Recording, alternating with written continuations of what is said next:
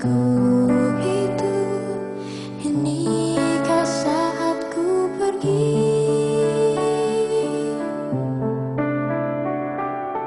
Oh Tuhan, ku cinta Dia, berikanlah aku hidup, takkan ku sakiti Dia, hukum aku bila terjadi.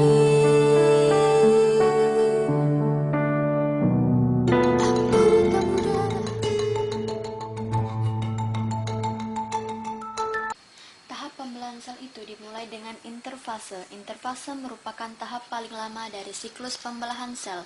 Fase pembelahan sel itu sendiri hanya sekitar 3/4 dari siklus pembelahan sel. Tahap interfase merupakan tahap yang paling sibuk. Ada 3 tahap, yaitu fase G1, fase S, dan fase G2. Pada fase G1 terjadi berbagai sintesis protein untuk menyiapkan bahan-bahan dalam proses selanjutnya. Pada fase S terjadi replikasi DNA. Ini adalah kromatin atau benang-benang halus yang telah dalam keadaan liat. Disebut kromatin bila dalam interfase, disebut kromosom dalam fase pembelahan. Di sini terlihat ada 2 sentrosom. Satu sentrosom memiliki 2 sentriol yang nantinya akan membentuk benang-benang spindle. Warna kuning ini menunjukkan salut inti, berupa fragmen-fragmen yang masih menyatu. Salut inti melingkupi materi inti berupa kromatin-kromatin tadi.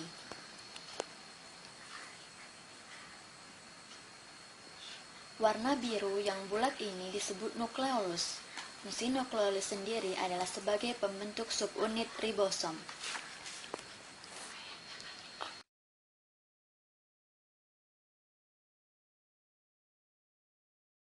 Setelah tahap interfase adalah tahap pembelahan sel. Fase pembelahan sel secara mitosis yang pertama adalah profase atau profase awal. Dalam fase ini, salut inti mulai melebur menjadi fragmen-fragmen dan nukleolus sudah tidak tampak lagi. Di sini terlihat adanya 4 kromosom diat yang diploid.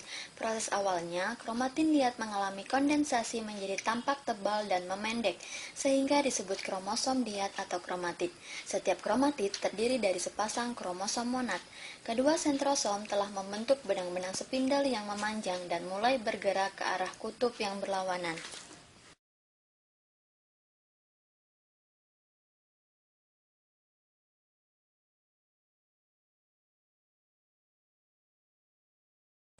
Tahap selanjutnya dari pembelahan secara mitosis adalah prometafase atau profase akhir.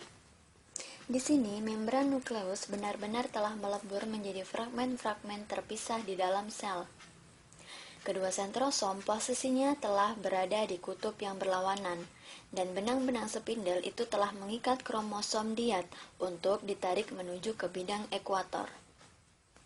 Ujung-ujung benang spindle itu sebenarnya tidak menyatu, tetapi hanya berhimpit atau disebut dengan overlapping.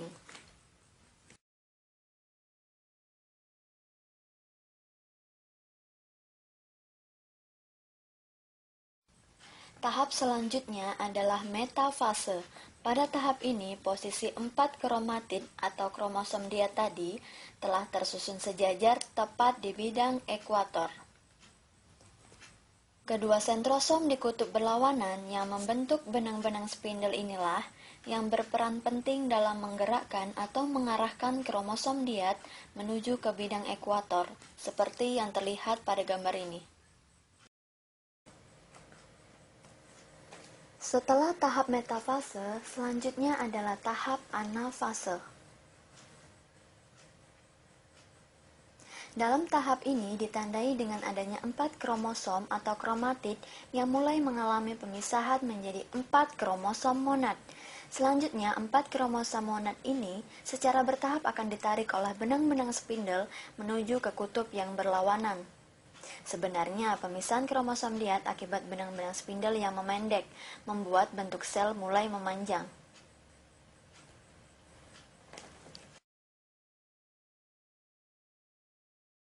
Tahap yang terakhir adalah telofase yang diiringi dengan pembagian sitoplasma, disebut dengan sitokinesis. Kromosom-kromosom monad dengan sentrosom telah berada di kutub yang berlawanan. Fragmen salut inti pada masing-masing wilayah kutub mulai dirangkai kembali. Benang-benang spindel oleh sentrosom tidak tampak lagi. Kromosom monad pada masing-masing wilayah kutub menjadi kromatin kembali. Ada filamin aktin dan miosin pada pertengahan sel yang muncul, sehingga nantinya akan membagi sitoplasma sel menjadi 2 sel anak. Takkan ku sakiti dia, hukum aku bila terjadi. Let's begin in the nucleus, where genetic information is stored in chromosomes. Most of a person's cells are diploid, with 2 sets of chromosomes. One set is from their mother, shown here in red, and the other set is from their father, shown in blue. Each maternal chromosome has a corresponding paternal chromosome. These matched pairs are called homologous chromosomes. During interphase, chromosomes are duplicated. Each chromosome now consists of 2 identical copies called sister chromatids. Zooming in, we see that each sister chromatid is made up of DNA wound around histone proteins. Each strand coils up into a tight helical fiber. As meiosis begins, a spindle forms and duplicated centrosomes start to migrate toward opposite poles of the cell. Back in the nucleus, the chromosomes are condensing. In meiosis, homologous chromosomes stick together in pairs. The close association of homologous chromosomes allows segments of non-sister chromatids to trade places. This recombination of maternal and paternal genetic material is a key feature of meiosis. After the spindle forms and the nuclear envelope breaks down, microtubules from opposite poles attach to each chromosome of the homologous pair, resulting in a tug-of-war.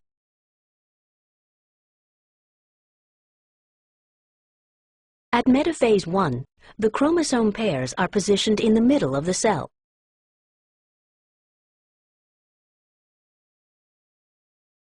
The next stage begins when homologous chromosomes separate from each other and move toward opposite poles.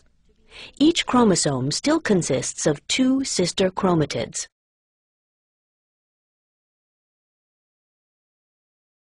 This cell began meiosis with 46 chromosomes, but each daughter cell now has only 23 chromosomes.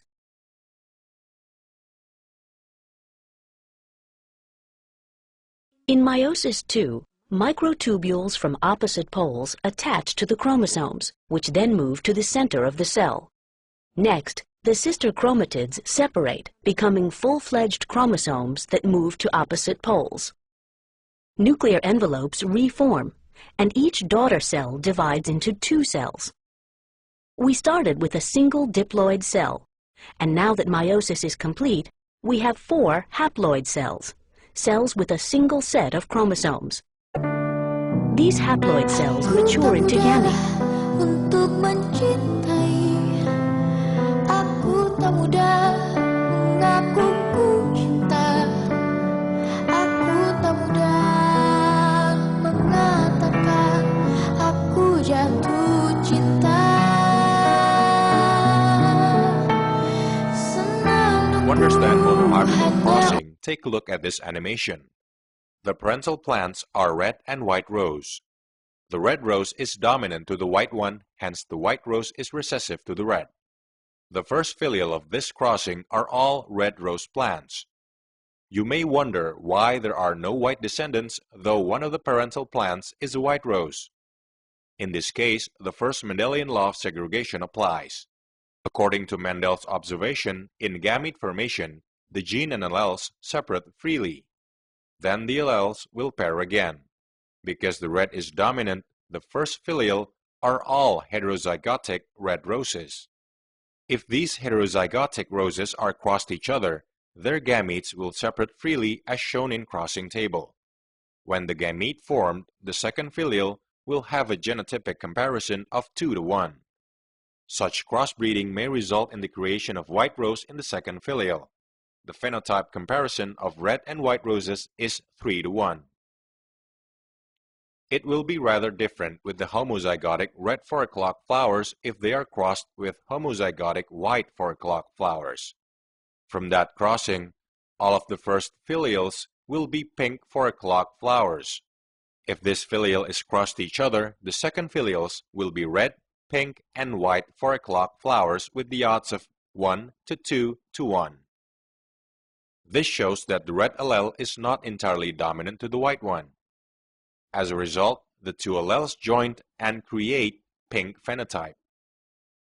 The genotype of these identical flowers cannot be seen by the naked eyes. How do we determine their genotype? To answer that question, we should do the test cross. The test cross is conducted by crossing an individual which genotype we want to find out with a homozygotic recessive individual. Those flowers are crossbred with a homozygotic recessive white flower. When the red flower is crossbred with the white flower and the filials are all red, that means its genotype is homozygote. If the filials are red and white flowers, it means that its genotype is heterozygote. We can conclude that test cross has two possibilities. First, if the individual is homozygotic dominant, the result has to be heterozygote. Second, if the individual is heterozygotic, the result has to be heterozygote and homozygotic recessive. Mendel's second law on the independent assortment of genes can be proven in this dihybridal cross. The homozygotic garden pea, which is naturally yellow, round seed, is crossed with another garden pea, which is naturally green, wrinkled seed. All of their first filials are yellow round seed because of the dominating yellow round gene. If the first filials undergo pollination between themselves, what will their offspring be? We can use the following table. From this table, we can see that the second filial possesses the phenotypes 9 of yellow round, 3 of green round, 3 of yellow wrinkled, and 1 of green wrinkled seeds. Hence, the phenotype comparison is 9 to 3 to 3 to 1.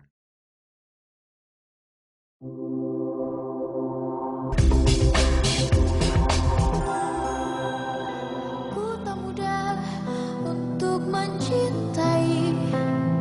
Aku tak mudah mengaku ku cinta. Aku tak mudah mengatakan aku jatuh cinta. Senandungku hanya untuk cinta. Tirakatku hanya untuk engkau. Tiada dusta, sumpahku cinta sampai ku menutup mata.